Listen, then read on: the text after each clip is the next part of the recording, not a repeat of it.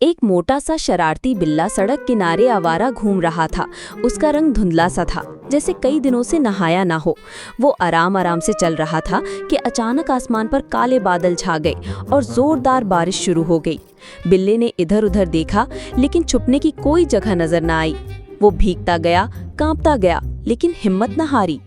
थोड़ी देर बाद एक छोटी सी सफेद गाड़ी बिल्ले के पास आकर रुकी।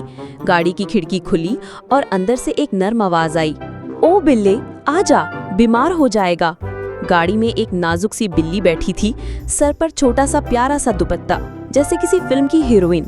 बिल्ला थोड़ा झिझका, लेकिन फिर बारिश के मारे हिम्मत करके गाड़ी में चढ़ गया। बिल्ली उसे अपने साथ घर ले गई, अंदर जाकर तौलिया लाया और बिल्ले को साफ किया, गरम दूध दिया और फिर चूल्हे पर जाकर मछली तलने लगी। बिल्ला हैरान भी हुआ और खुश भी। इतनी मोहब्बत उसके नसीब में कम ही आती थी। जब खाना तैयार हुआ, दोनों ने एक साथ खाया। दरमियान में हल्की फुल्की बातें हुई, हंसी मजाक हुआ और यूं लगने लगा जैसे दोनों एक दूसरे को बरसों से जानते हों। बारिश का शोर आहिस्ता आहिस्ता थम गया। खिड़की से बाहर अब सिर्फ टिप टिप की आवाज रह गई थी। बिल्ला उठा, बिल्ली की तरफ मुस्कुरा कर देखा और बोला, शुक्रिया, आज न सिर्फ बारिश से बचा बल्कि एक अच्छा दोस्त भी मिला।